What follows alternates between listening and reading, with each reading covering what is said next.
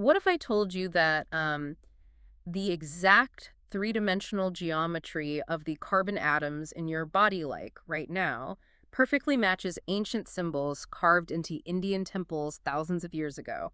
I mean, when you phrase it like that, it sounds like science fiction. Or, maybe some kind of fringe conspiracy theory trying to forcefully bridge biochemistry with ancient mysticism. It really does. But welcome to today's deep dive, where we are taking you on a journey to explore that exact overlap. Yeah, it's a big one today. It is. Our mission for this deep dive is pretty ambitious. We are looking at a really comprehensive synthesis by Petri Hakkarainen. It's titled Shivan Mythologica Kokinesis, which translates to the Shiva mythology entity. Right. And we are going to trace this ultimate concept of oneness, starting from the cosmic drama of the stars down into our deepest psychology, and incredibly, straight into the microscopic structure of the atoms inside you, the listener. And to sort of set the visual stage for you as we get into this, imagine the backdrop of our conversation slowly shifting. I love that. We're going to start out surrounded by these ancient weathered stone carvings of Hindu deities. And then by the end of this, we'll be looking at the sleek, hovering 3D probability clouds of modern organic chemistry. Quite the transition. Truly. Mm-hmm. Because the core argument here is that, well, while human belief systems seem to divide the world into, like, thousands of warring factions, depth psychology, especially Carl Jung's work, suggests these divisions are just human errors. Superficial errors. Yeah, exactly. At their absolute core, every major myth is just a different dialect of the exact same language. They're all trying to describe the exact same underlying cosmic reality. Okay, let's unpack this. The foundational concept here is that before there was a universe, before time or space even existed, there was just, well, one. Right. An undivided, formless absolute. Yeah. What's fascinating here is how universally this is recognized across cultures. If you look at the Katha Upanishad, it describes this state as that which is in the innermost of all beings, which no one sees, but which sees all. Right. And then you pair that with a concept from the Quran, which says, wherever you turn, there is the face of God. Which is saying the exact same thing. Exactly. You have completely different eras and cultures articulating an identical concept of this omnipresent, unmanifested absolute. In the Hindu tradition, this state before creation is called Sadashiva, or Parabrahman. And because it's totally unmanifested, you can't even really describe it. Right. The ancient sages used the method of neti. Which means not this, not this. Yes, because any label you give it instantly limits it. It's like humanity is arguing over whether water is ice, steam, or liquid and fighting literal wars over it while, completely ignoring that it's all just H2O at the end of the day. That analogy perfectly captures the concept of Mahamaya. The great illusion. Yes, the great illusion. Think about it. If this primordial one is everything, it can't actually experience itself. To experience something, you need separation. You need a subject and an object. Right, you need a mirror. Exactly. So to experience existence, this absolute has to create a veil of separateness. And the human ego, our localized sense of being an individual I, that's the ultimate product of Mahamaya. It literally makes us forget the H2O of existence. Mm-hmm. And this is where Jung's concept of archetypes comes in, right? Because Jung argued that the gods of ancient mythology aren't like giant beings sitting on clouds somewhere. Far from it. Jung suggested these deities are actually underlying energies of consciousness.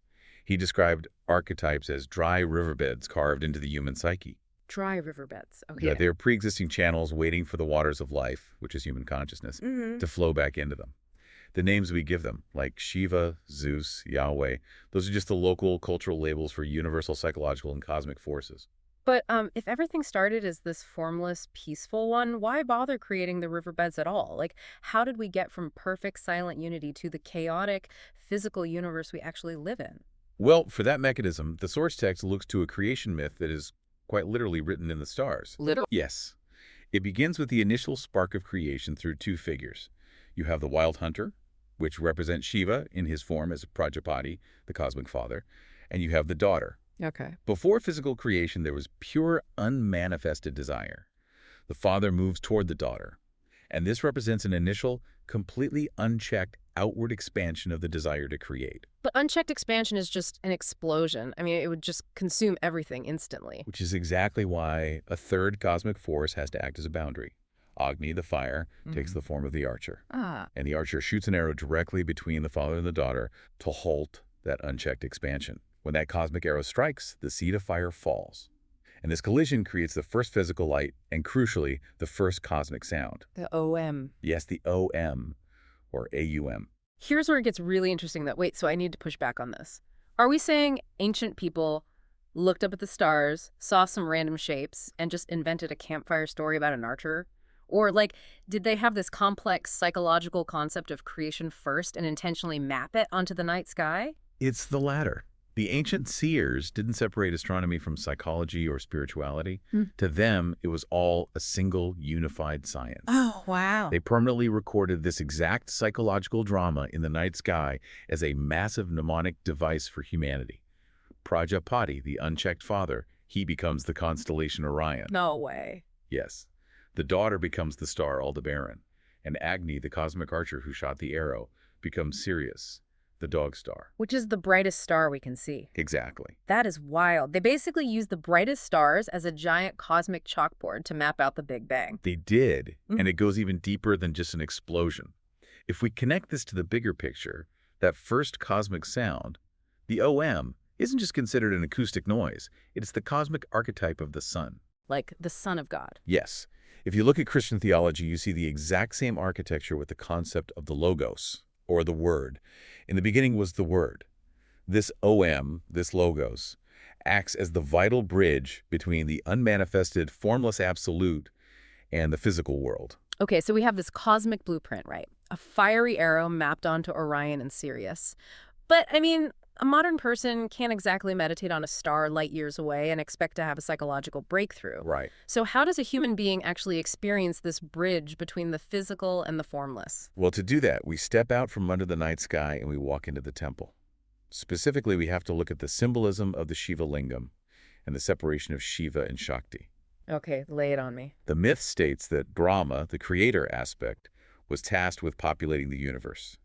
But his first attempts failed spectacularly. Wait, really? How do you fail at creating the universe? By creating perfect yogis. They were completely self-contained in their bliss and absolutely refused to reproduce. They were just too zen to bother with the material world? I love that. Exactly. So a new mechanism was required. Yeah. Shiva emerges as an androgyny being called Artanarishvara, Yeah. half male and half female. Okay. To allow for a dynamic reproducing creation, this single being splits.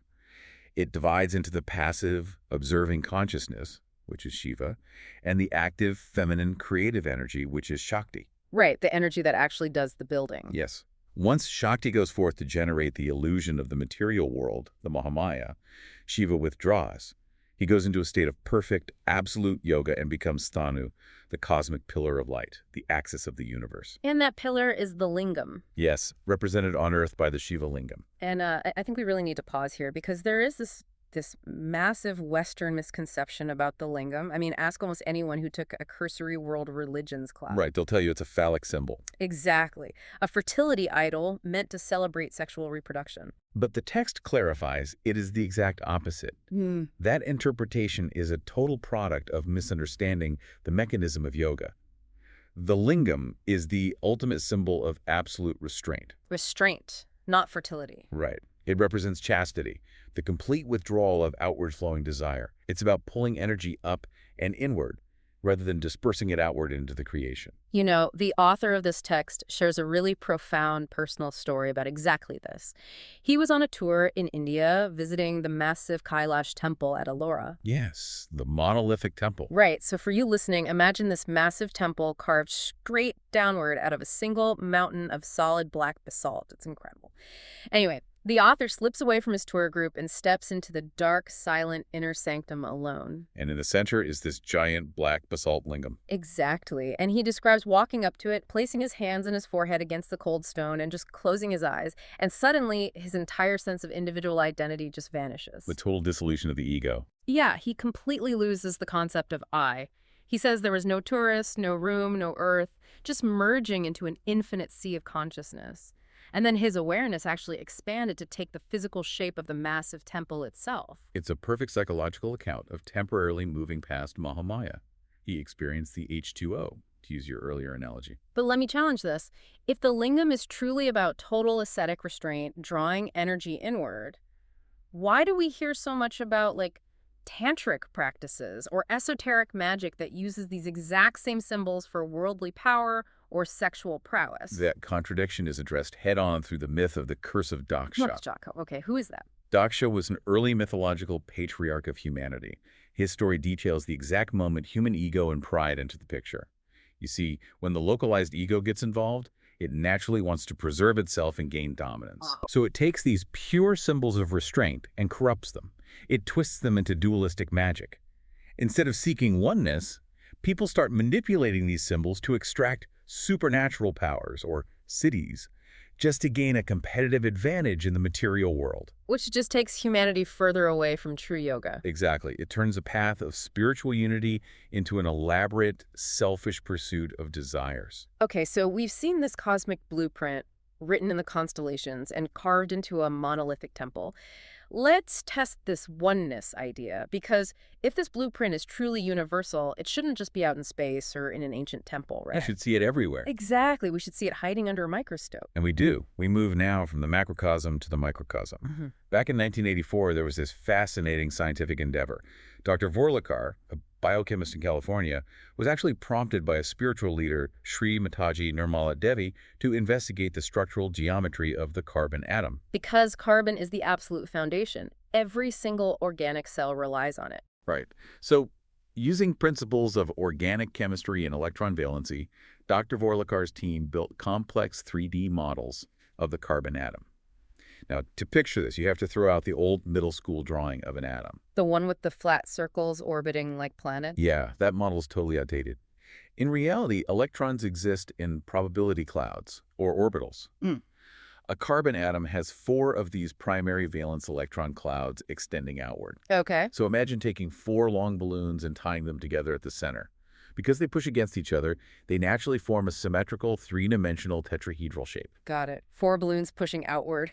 When the team modeled these specific probability clouds and began to rotate the 3D model, they discovered something staggering about the negative space and the overlapping shapes. Okay, I'm ready. Depending on the exact angle you view this tetrahedral model from, those clouds visually form highly specific geometric patterns. From one angle, they form the Greek letters alpha and omega. Wow. Rotated, and it forms the ancient AUM symbol. Rotated again, and it forms a perfect swastika. So, what does this all mean? Because, obviously, the swastika carries horrific 20th century baggage. But before it was violently co-opted, it was a sacred symbol for thousands of years. Right? For millennia. It was the symbol of Ganesha. In Hindu mythology, Ganesha is the sun, created independently by Parvati, the mother energy. He represents absolute innocence, he is the guardian of purity, and crucially, he's the deity specifically associated with the earth element. Okay, wait.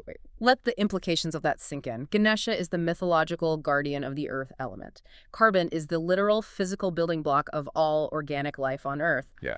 And the 3D geometry of a carbon atom projects the symbol of Ganesha. It's like finding the universe's manufacturer watermark stamped onto the most basic building block of life. This raises an important question, doesn't it? It suggests that science and ancient mythology are describing the exact same reality, simply utilizing entirely different vocabularies. The ancient seers saw this structural architecture through deep meditation. And modern biochemistry found it using electron valency. That is incredible.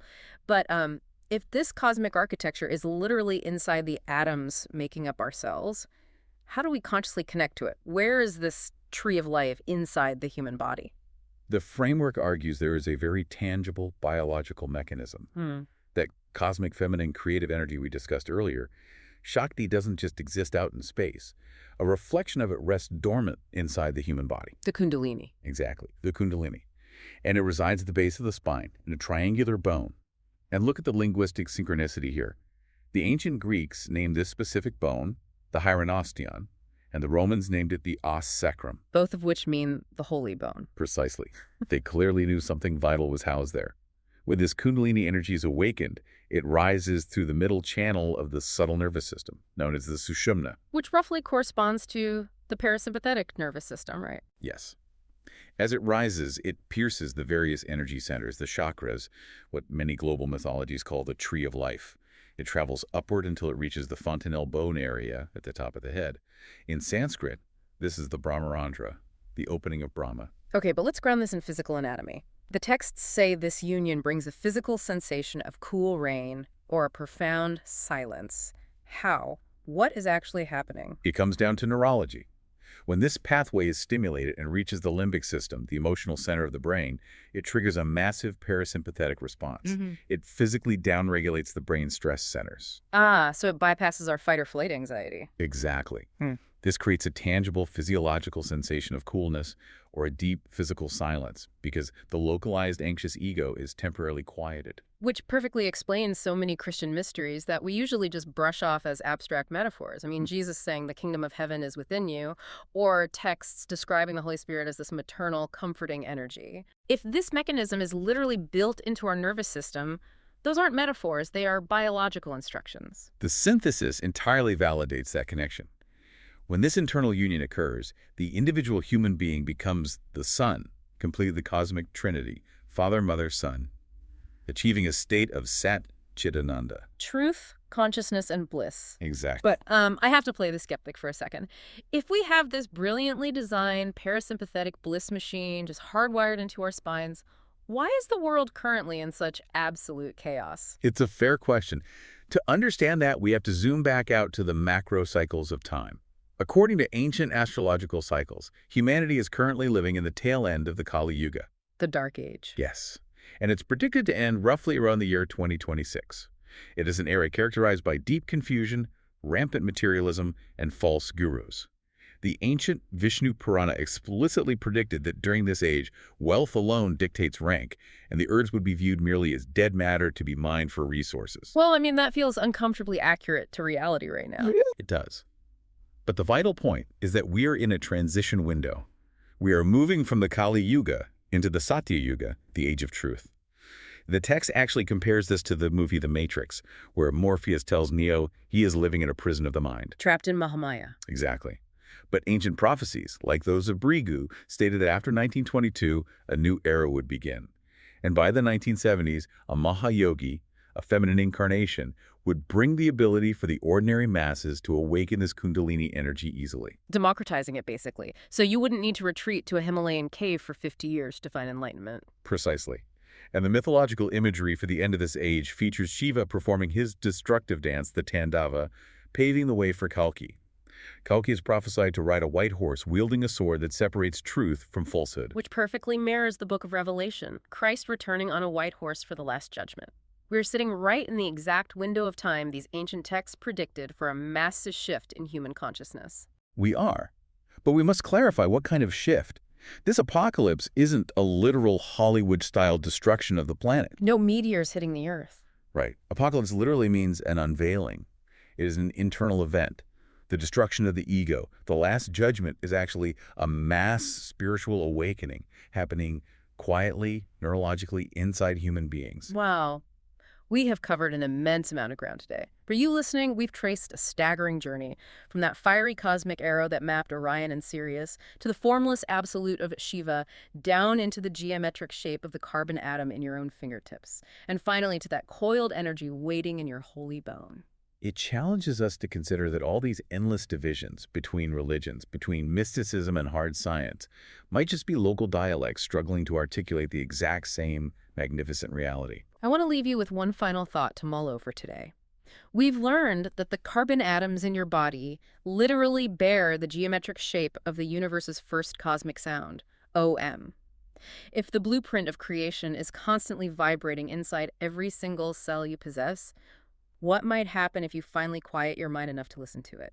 A beautiful thought to end on. Thanks for joining us on this deep dive. Keep asking the big questions and keep seeking those aha moments. We'll see you next time.